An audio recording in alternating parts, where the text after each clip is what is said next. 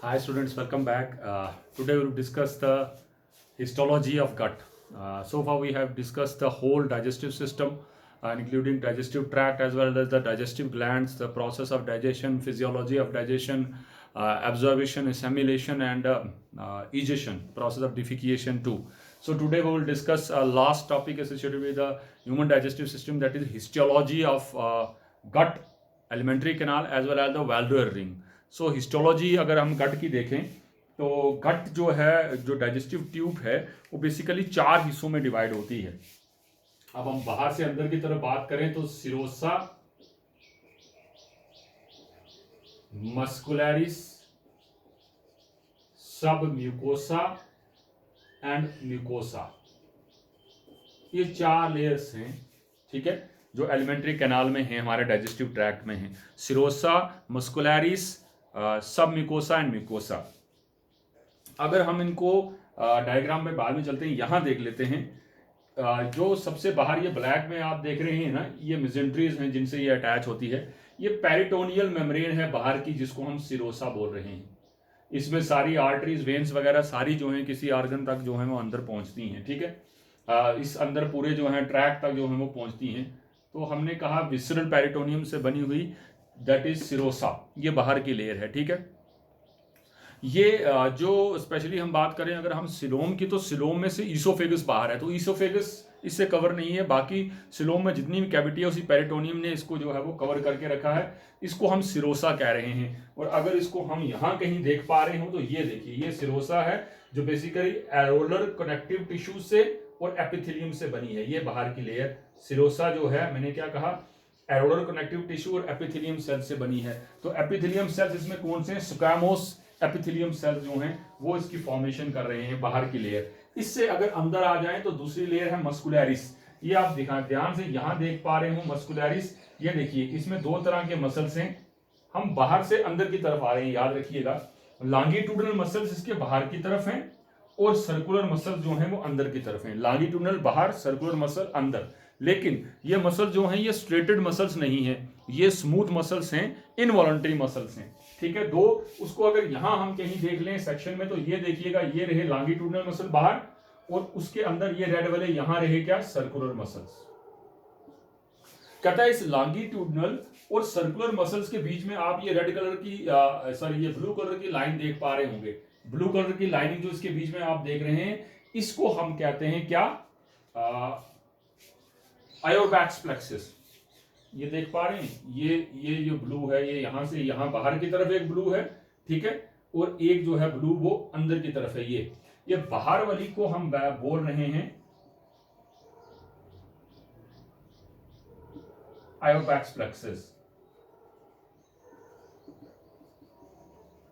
ये basically parasympathetic nervous system से बना हुआ है. ऑटोनॉमिक नर्वस सिस्टम में 3, central nervous system, peripheral, autonomic. Autonomic nervous system में 2 आ जाते हैं, सिंपैथेटिक एंड पैरासिम्पैथेटिक. तो ये पैरासिम्पैथेटिक नर्वस सिस्टम की जो प्लेक्सिस हैं उनको हम आयोबैक्स प्लेक्सिस बोल रहे हैं. ठीक है, ये कहां है? ये आउटर लॉन्गिट्यूडनल और सर्कुलर मसल के बीच में है. ठीक है, इससे अंदर चलें, ये तो होगी कौन सी? Muscularis layer. ये देखिए लॉन्गिट्यूडनल, सर्कुलर मसल्स, और ये बीच में येलो कलर का ये आप देख रहे हैं, ये माइंट्रिक प्लेक्सस, प्लेक्सस ऑफ आयोबैक्स भी बोलते हैं इसको. ठीक है, ये देख पा रहे होंगे आप, सेक्शन काटी हुई है. ये ऊपर से भी आप देख सकते हैं, ये मेजेंट्रीज हैं. ठीक है, यहां से सारी आर्टरीज वगैरह जो हैं, वेन्स वगैरह वो एंटर कर रही हैं. ठीक है, उसके बाद नेक्स्ट जो इससे आगे वाला पार्ट है, दैट इज सब म्यूकोसा. ये लेयर देख पा रहे होंगे आप, ये सब म्यूकोसा लेयर है. इसमें ये देखिए सब म्यूकोसल ग्लैंड जो हैं वो नजर आ रहे हैं.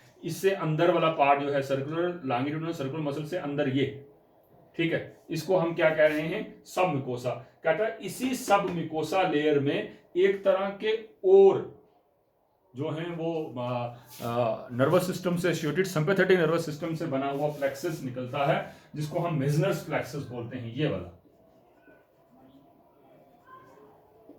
Meissner's plexus, MESSEINERS, Meissner's plexus. ये देखिए, ये लॉन्गिट्यूडनल सर्कुलर मसल के अंदर. हाँ, एक चीज और बतानी थी, लॉन्गिट्यूडनल सर्कुलर मसल तो थ्रू आउट रहेंगे, लेकिन यहां स्टमक के केस में एक तरह के मसल्स और जो हैं रहते हैं, उनको हम बोलते हैं ओब्लीक मसल्स। ठीक है, ये तीसरे तरह के मसल्स हैं इन केस ऑफ स्टमक, क्योंकि स्टमक का बहुत बड़ा रोल रहता है, वो डाइजेस्टिव सिस्टम का बैग है।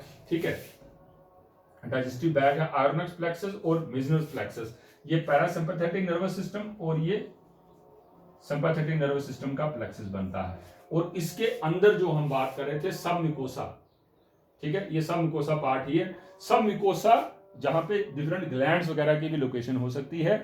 और उससे अंदर जब हम चलते हैं, ये देखिएगा, ये रहा म्यूकोसा। म्यूकोसा फर्दर डिवाइडेड है, ये देखिए 1 2 3 इस तरह से लेयर्स हैं।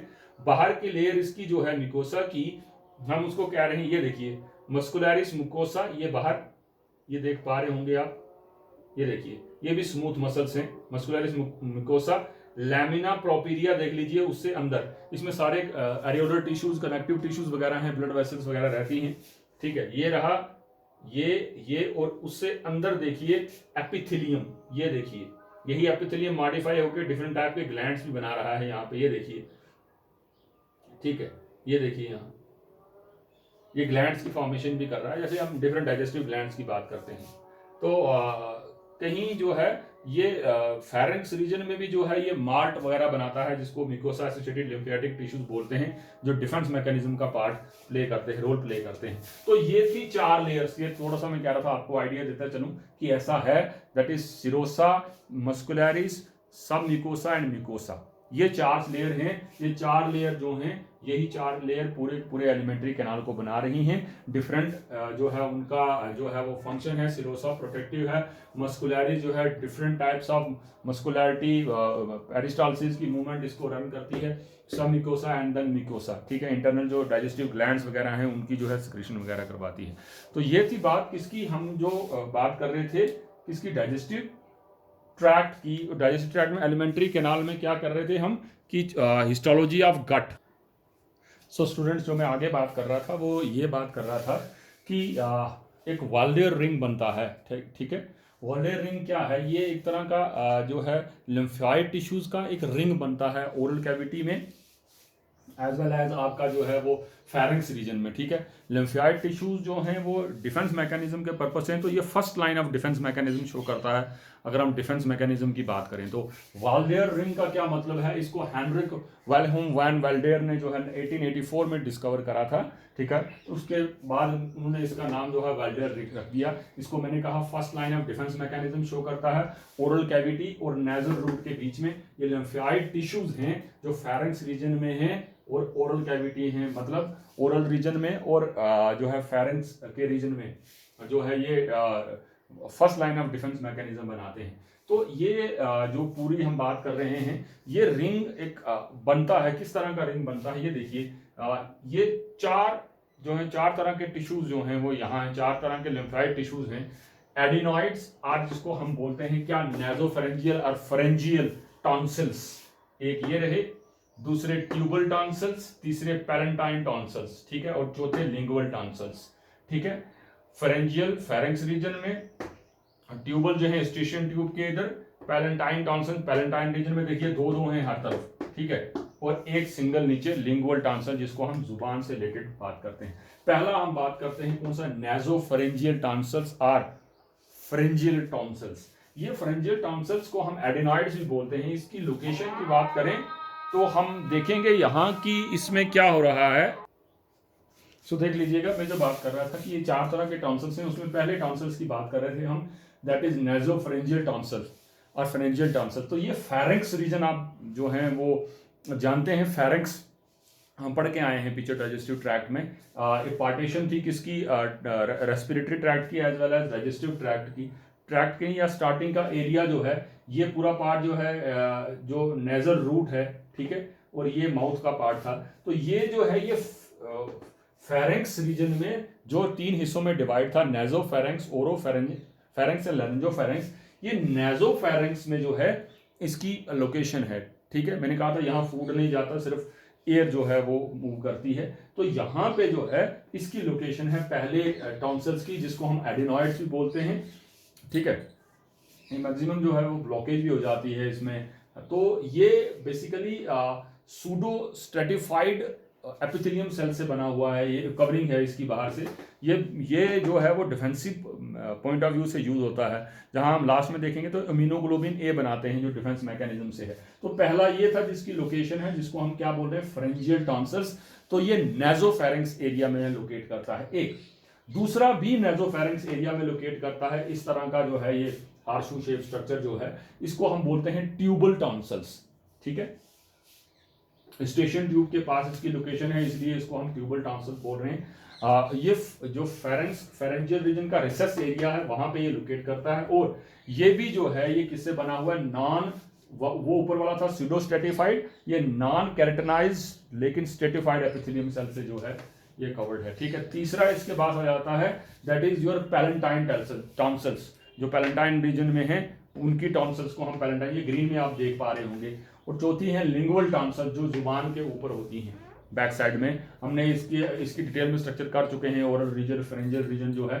तो यहाँ पीछे जो है डिफेंस पर्पज से जो है ये पीछे लोकेट करती है। तो ये सारी टॉन्सिल्स जो हैं ये इकट्ठे होकर डिफेंस मैकेनिज्म का काम करती हैं। ये इम्यूनोग्लोबिन इम्यूनोग्लोबिन ए जो है वो रिलीज करती हैं, IgA डिफेंस मैकेनिज्म से। तो ये था last histology of gut. Short हमने देखा कि हिस्टोलॉजी गट की जो है, मुझे लगा कि थोड़ा सा आपको बताना जरूरी है, आइडिया एक रहेगा आपको कि ये किस तरह किन सब सेक्शंस में डिवाइडेड है। और डाइजेस्टिव ट्रैक्ट से ही जुड़ा हुआ जो है वो वेल्डेयर रिंग है, वो वेल्डेयर रिंग क्या है। So thank you, thanks a lot, thank you.